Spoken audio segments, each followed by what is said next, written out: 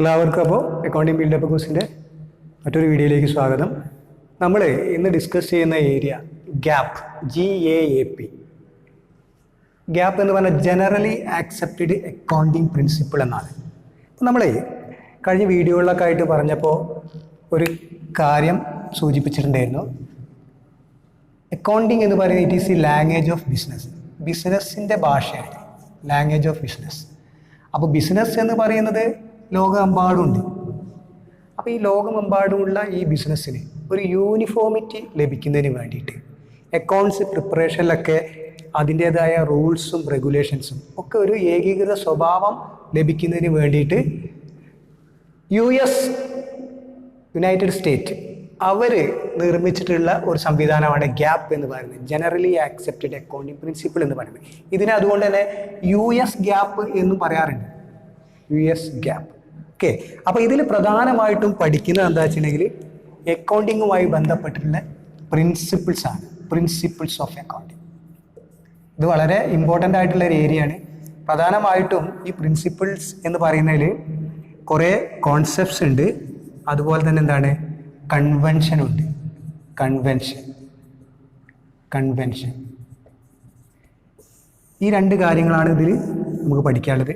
അപ്പോൾ കോൺസെപ്റ്റ് എന്ന് പറയുമ്പോൾ എന്തുമായിട്ട് റിലേറ്റ് ചെയ്യുന്നു, അതിലേതെല്ലാമാണ് ഇപ്പോൾ money measurement concept, accounting concept, ഇങ്ങനെ ഒരുപാട് കോൺസെപ്റ്റ്, ഒരു പ്രധാനപ്പെട്ട ഒരു 8-10 കോൺസെപ്റ്റ് ഉണ്ട്. അതുപോലെ എന്താണ് കൺവെൻഷൻ എന്ന് പറയുന്ന ഊഹാപോഹങ്ങൾ. ഫിനാൻഷ്യൽ സ്റ്റേറ്റ്മെൻറ്റ് പ്രിപ്പയർ ചെയ്യുമ്പോൾ നമുക്ക് വേണ്ട കുറച്ച് ആശയങ്ങളാണ് കൺവെൻഷൻസ് എന്ന് പറയുന്നത്. ഇത് അക്കൗണ്ട് അല്ലെങ്കിൽ എന്താണ് ബുക്സ് ഓഫ് അക്കൗണ്ട് മെയിൻറ്റെയിൻ ചെയ്യുന്നതിന് വേണ്ടിയിട്ട് ആവശ്യമായിട്ടുള്ളതാണ് കോൺസെപ്റ്റ് എന്ന് പറയുന്നത്. അപ്പോൾ ഇതുമായിട്ട് ബന്ധപ്പെട്ടുള്ള ക്ലാസ്സിലേക്ക് നമുക്ക് വരാം. അപ്പോൾ ഇതിങ്ങനെ പറയുന്നതിലുപരി നമുക്ക് എന്താണ് ഇതിൻ്റെ ഓരോന്നിൻ്റെയും എന്താണ് ബിസിനസ് എൻറ്റിറ്റി കൺസെപ്റ്റ്, അത് എന്താണ്, അതിൻ്റെ PPT ഓറിയൻറ്റഡ് ആയിട്ട് നമുക്ക് പറയാം. ഇതിൽ ഒറ്റ കാര്യം, ബിസിനസ് എൻറ്റിറ്റി കൺസെപ്റ്റ് മാത്രം ഒന്ന് പ്രധാനപ്പെട്ട കൺസെപ്റ്റാണ്, അതൊന്ന് ഓർത്തിരിക്കുക. ബിസിനസ് എൻറ്റിറ്റി കൺസെപ്റ്റ് എന്ന് പറഞ്ഞാൽ ഇതിനെ മറ്റൊരു പേരും കൂടി അറിയപ്പെടുന്നത് അക്കൗണ്ടിങ് എൻറ്റിറ്റി അല്ലെങ്കിൽ സെപ്പറേറ്റ് എൻറ്റിറ്റി, വ്യത്യസ്തമായത് എന്ന് പറഞ്ഞാൽ ഇത്രേ ഉള്ളൂ. ബിസിനസ്സും അത് ചെയ്യുന്ന വ്യക്തിയും തമ്മിൽ എന്താണ് 2 പേഴ്സണാണെന്നുള്ളതാണ്. ഇപ്പോൾ നിങ്ങളൊരു ബിസിനസ് ചെയ്യാണ്, 1 ലക്ഷം നിങ്ങൾ എന്താണ് ഇതിലേക്ക് ഇറക്കിയത്, 1 lakh. എന്നിട്ട് ഇത് നിങ്ങളുടെ ബിസിനസ്സാണ്. ഇത് നിങ്ങളുടെ ബിസിനസ് ആണെങ്കിൽ കൂടി നമ്മളെ അക്കൗണ്ടിങ് കൺസെപ്റ്റ് പ്രകാരം അതിലെ ബിസിനസ് എൻറ്റിറ്റി കൺസെപ്റ്റ് പറയുന്നത് എന്താ വെച്ചിട്ടുണ്ടെങ്കിൽ നിങ്ങൾ ഒരു വ്യക്തിയാണ്, ഈ ബിസിനസ് ഉണ്ടല്ലോ ഇത് മറ്റൊരു വ്യക്തിയാണ്. അപ്പോൾ ഇത് നിങ്ങളാണ്, ഇത് ബിസിനസ്സാണ്, ഇത് വേറൊരു വ്യക്തിയാണ്. നിങ്ങൾ എന്ന് പറയുമ്പോൾ ഒരു നാച്ചുറൽ പേഴ്സണാണ്, പക്ഷേ ബിസിനസ് എന്ന് പറയുന്നത് ഒരു ആർട്ടിഫിഷ്യൽ പേഴ്സണാണ്. രണ്ട് വ്യക്തിയായിട്ട് കാണുന്നത്. അങ്ങനെ ആകുമ്പോൾ എന്തായി, അത് നിങ്ങളാണ്, ഇത് ബിസിനസ്സാണ്. രണ്ട് വ്യക്തിയായപ്പോൾ ഇങ്ങനെ എന്ന് പറഞ്ഞാൽ ഇവിടേക്ക് 1 ലക്ഷം നിങ്ങൾ എടുത്തു എന്ന് പറഞ്ഞാൽ നമ്മൾ ഈ ഭാഗത്ത് നിന്ന് ചിന്തിക്കുമ്പോൾ, ബിസിനസ്സിൻ്റെ ഭാഗത്തു നിന്ന് ചിന്തിക്കുമ്പോൾ ഈ ചങ്ങായിനോട് കടം വാങ്ങിയ പോലെയാണ് അല്ലേ. സോ എന്നെങ്കിലും ഈ ബിസിനസ് പിരിച്ചു വിടുന്ന ഒരു സമയത്ത് ഇയാൾക്ക് എന്ത് ചെയ്യണം, ഈ പൈസ തിരിച്ചു കൊടുക്കാൻ ആര് ബാധ്യസ്ഥനാണ്, ഈ ബിസിനസ് ബാധ്യസ്ഥനാണ്. So that is business entity concept, അല്ലെങ്കിൽ എന്താണ് അക്കൗണ്ടിങ് എൻറ്റിറ്റി അല്ലെങ്കിൽ സെപ്പറേറ്റ് എൻറ്റിറ്റി എന്നൊക്കെ പറയും. Owner is separated from business. ഇതുപോലെ ഒരുപാട് കോൺസെപ്റ്റ്സ് ഉണ്ട്, അതിലേക്ക് നമുക്ക് വരാം. ഓക്കെ, ഓരോന്നായിട്ട് നമുക്ക് എന്താണ് PPT ഓറിയൻറ്റഡ് ചെയ്യുന്നതായിരിക്കും നിങ്ങൾക്ക് കൂടുതൽ നല്ലത്. ഓക്കെ, നമുക്ക് വരാം.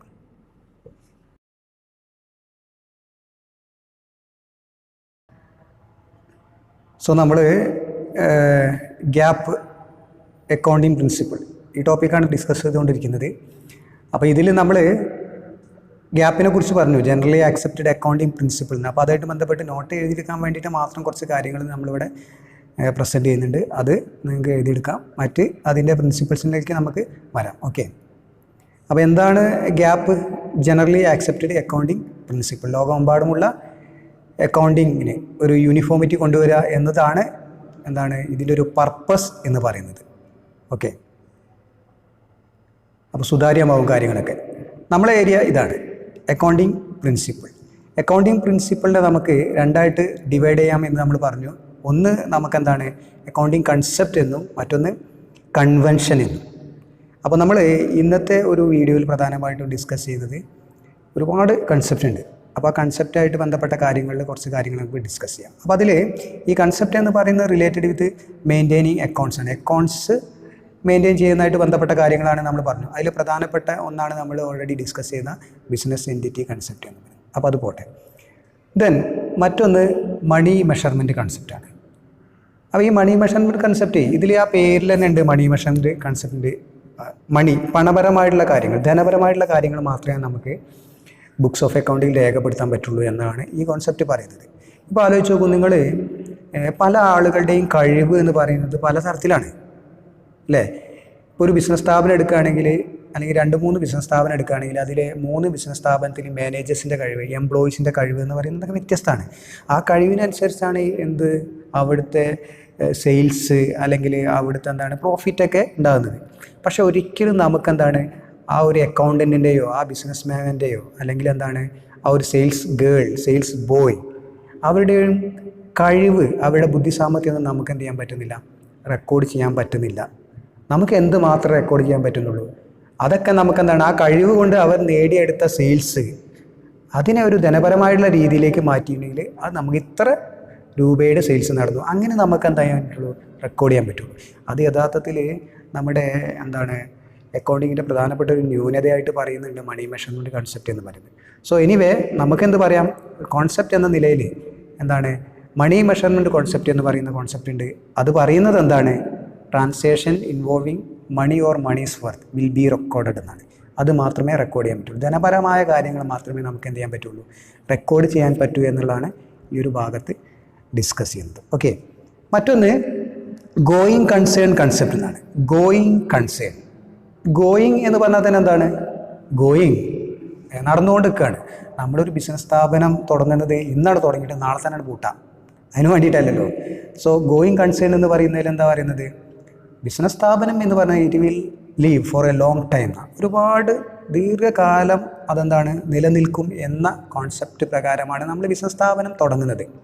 ഓക്കെ, അതാണ് യഥാർത്ഥത്തിൽ എന്താണ് ഗോയിങ് കൺസേൺ കൺസെപ്റ്റിനെ കുറിച്ച് അത് പറയുന്നത്. Business will exist even though the owner കാലിയാവുകയാണെങ്കിലും ബിസിനസ് എന്ത് ചെയ്യും, റൺ ചെയ്തുകൊണ്ടിരിക്കും അല്ലെങ്കിൽ റൺ ചെയ്തുകൊണ്ടിരിക്കണം. ബിസിനസ് എൻറ്റിറ്റി കൺസെപ്റ്റ് എന്ന് പറയുന്ന സാധനം അതാണ്.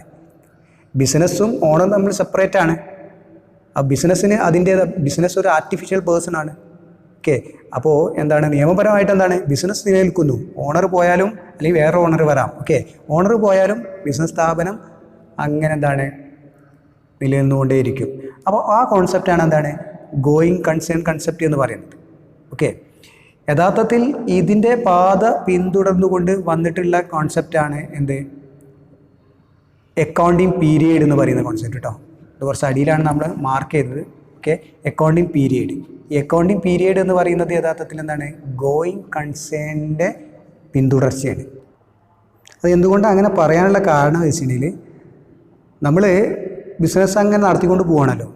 അപ്പോൾ ഒരു പർട്ടിക്കുലർ പീരിയഡിൽ നമുക്ക് എന്താണ് ഇതിൻ്റെ ഇൻകം, എക്സ്പെൻസ്, ഇതിൻ്റെ പ്രോഫിറ്റ് എത്രയും നമുക്ക് അറിയാനുള്ള അവകാശമുണ്ട്, അല്ലെങ്കിൽ നമുക്ക് അതിനുള്ളൊരു ആഗ്രഹം ഉണ്ടായിരിക്കും. അപ്പോൾ സാധാരണഗതിയിൽ നമ്മളെന്താണ് ഒരു ഫിനാൻഷ്യൽ ഇയറിൽ അതിൻ്റെ അവസാനം നമ്മൾ എന്ത് ചെയ്യും, ഇതിൻ്റെ ലാഭവും നഷ്ടമൊക്കെ നമുക്ക് എന്താണ് കണക്കൂട്ടി വെക്കും.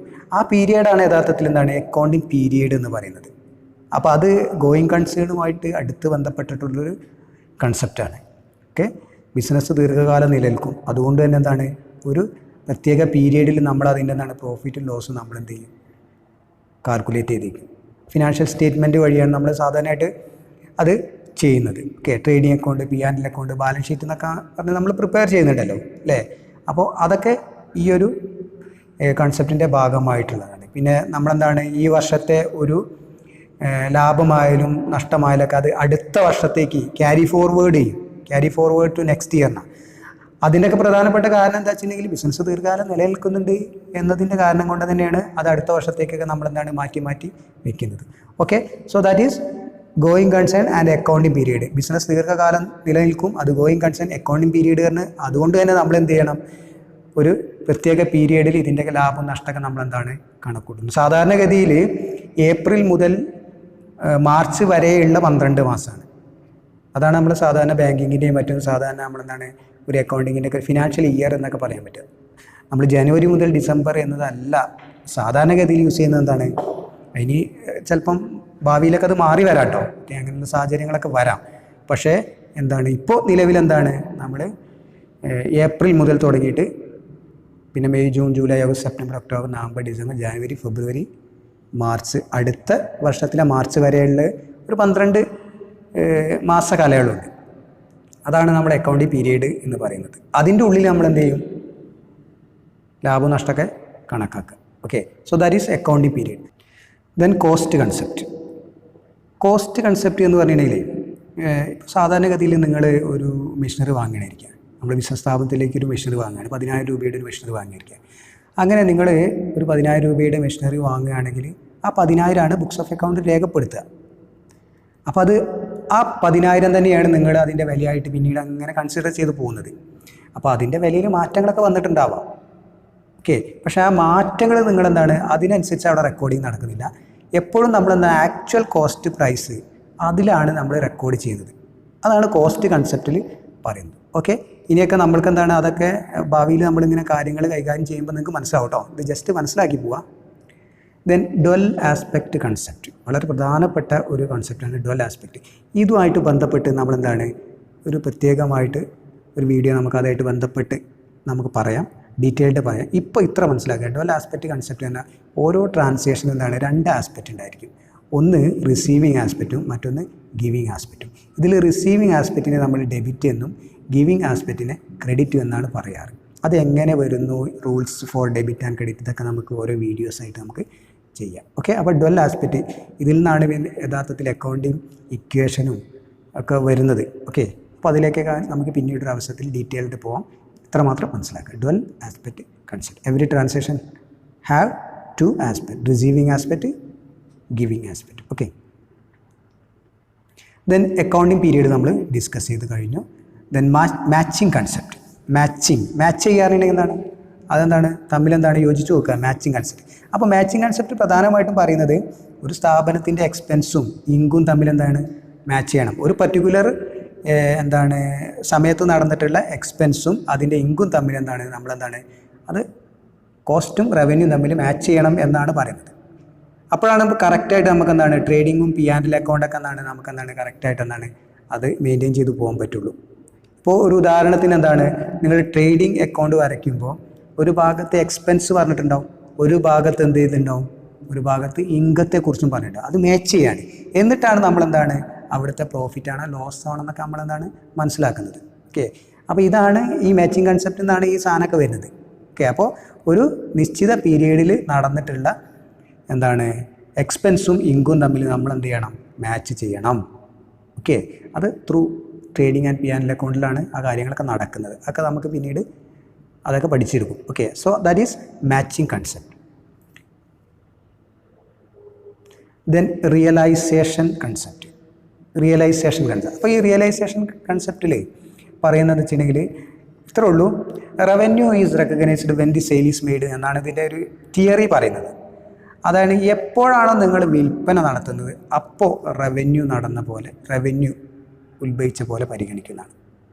ഓക്കെ, അപ്പോൾ ഇതിൽ പറയുന്നത് വെച്ചിട്ടുണ്ടെങ്കിൽ നിങ്ങൾ ചിലപ്പം വിൽക്കുന്നത് ഇപ്പോൾ ക്യാഷ്, നിങ്ങൾ 10,000 രൂപയ്ക്ക് ഒരു സാധനം വിറ്റു, ക്യാഷിന് വിറ്റു. അപ്പം നിങ്ങളുടെ കയ്യിൽ 10,000 എത്തി, റവന്യൂ 10,000, സംശയമൊന്നുമില്ല. നിങ്ങൾ ക്യാഷിനല്ല വിറ്റത്, നിങ്ങൾ കടത്തിന് വിറ്റുമായിരിക്കുക. അപ്പോൾ നിങ്ങളുടെ കയ്യിൽ യഥാർത്ഥത്തിൽ 10,000 രൂപ വരുന്നുണ്ടോ? ഇല്ല. എന്നാലും അത് സെയിൽസ് തന്നെയാണ്. നമ്മളെന്താണ് അതിനെ എന്താണ് 10,000 രൂപ റവന്യൂ ഉള്ളതായിട്ട് നമ്മൾ പരിഗണിക്കും. അതാണ് അക്രൂവൽ കൺസെപ്റ്റ് പ്രകാരം വന്നിട്ടുള്ള സാധനമാണിത്. അതിലേക്ക് നമുക്ക് പിന്നീട് പ്രോബ്ലം പാർട്ടൊക്കെ നമുക്ക് ഡിസ്കസ് ചെയ്യേണ്ട ഒരു ഭാഗം വരികയാണെങ്കിൽ നമുക്കപ്പോൾ പറയാം. ഇപ്പോൾ നമുക്ക് ഇതിൻ്റെ കോൺസെപ്റ്റൊക്കെ ജസ്റ്റ് മനസ്സിലാക്കുക എന്നുള്ളത് മാത്രമാണ് നമ്മളെ ഈ അക്കൗണ്ടിങ് ബിൽഡപ്പ് കോഴ്സിൻ്റെ ഒരു പർപ്പസ് ആണ്. അപ്പോൾ റിയലൈസേഷൻ കൺസെപ്റ്റ് എന്ന് പറഞ്ഞ സംഭവം ഇതാണ്. ഓക്കെ, എപ്പോഴാണോ എന്താണ് വിൽപ്പന നടക്കുന്നത്, അത് ഏത് രീതിയിലായിക്കോട്ടെ, ക്യാഷ് സെയിൽസ് ആയിക്കോട്ടെ, ക്രെഡിറ്റ് സെയിൽസ് ആയിക്കോട്ടെ, അപ്പോൾ എന്ത് നടന്നു, റവന്യൂ ഉത്ഭവിച്ച പോലെ പരിഗണിക്കുക എന്നുള്ളതാണ്. അതാണ് റിയലൈസേഷൻ കോൺസെപ്റ്റ് എന്ന് പറയുന്ന ഒരു കോൺസെപ്റ്റ് പറയുന്നത്. ഓക്കെ, പിന്നെ മറ്റൊന്ന് ഒബ്ജക്റ്റീവ് എവിഡൻസ് എന്നാണ്. അതിൽ ആ പേരിൽ തന്നെ ഉണ്ട് എവിഡൻസ്. നമ്മൾ ഓരോ കാര്യങ്ങൾ ചെയ്യുമ്പോഴും ട്രാൻസാക്ഷൻ നടത്തുമ്പോൾ ആ ട്രാൻസാക്ഷൻ എന്നാണ് നമ്മളെ ബിസിനസ് എന്താണ് നമ്മൾ റെക്കോർഡ് ചെയ്ത് പോകുന്നത് അല്ലേ. ആ റെക്കോർഡ് ചെയ്യുമ്പോൾ എപ്പോഴും നമ്മളെന്താണ് എവിഡൻസിനെ ബേസ് ചെയ്താണ്. ഇപ്പോൾ ഉദാഹരണത്തിന് എന്താണ് നിങ്ങളൊരു മെഷീനറി വാങ്ങുമ്പോൾ ആ മെഷീനറി വാങ്ങിയ ബില്ലുണ്ടാവും. അതിനെ സോഴ്സ് ഡോക്യുമെൻ്റ് എന്നാ പറയുക, എവിഡൻസ് ഓഫ് ട്രാൻസാക്ഷൻ. അപ്പോൾ അതിൻ്റെ ബേസിൽ ചെയ്തിട്ടാണ് നമ്മളെന്താണ് കാര്യങ്ങളൊക്കെ റെക്കോർഡ് ചെയ്ത് പോകുന്നത്. ഒബ്ജക്റ്റീവ് എവിഡൻസ് എന്ന് പറയുന്നത് തന്നെ അതാണ്, എന്താണ് എവിഡൻസ് ഓഫ് ട്രാൻസാക്ഷൻ, ഒരു സോഴ്സ് ഡോക്യുമെൻ്റ് അത് സൂക്ഷിച്ചിരിക്കണം എന്നാണ് പറയുന്നത് ഒബ്ജക്റ്റീവ് എവിഡൻസ് എന്ന് പറയുന്നത്. Okay, objectivity. Yes, then accrual concept. ഇപ്പോൾ നമ്മൾ പറഞ്ഞു ഓരോ പീരിയഡിലുള്ള ഇൻകവും എക്സ്പെൻസൊക്കെ നമ്മളെന്താണ് അക്കൗണ്ട് ബുക്കിൽ വന്നിരിക്കണമെന്ന് നമ്മൾ പറഞ്ഞു. അത് യഥാർത്ഥത്തിൽ നമ്മുടെ കയ്യിൽ വന്നിട്ടില്ലെങ്കിലും നമ്മളെന്താണ് അത് രേഖപ്പെടുത്തണമെന്ന് പറഞ്ഞു.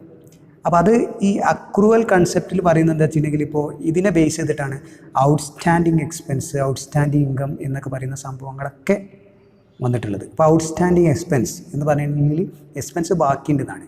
ഇപ്പോൾ നിങ്ങളെ കമ്പനിയിൽ ഒരുപാട് ആളുകൾ ജോലി ചെയ്യുന്നുണ്ട്. അപ്പോൾ നിങ്ങളൊരു 10 മാസത്തെ സാലറി കൊടുക്കാണ്ട്, പക്ഷേ യഥാർത്ഥത്തിൽ നിങ്ങൾ കൊടുത്തത് എത്രയാണ്? യഥാർത്ഥത്തിൽ നിങ്ങൾ 8 മാസത്തെ സാലറിയാണ് കൊടുത്തത്.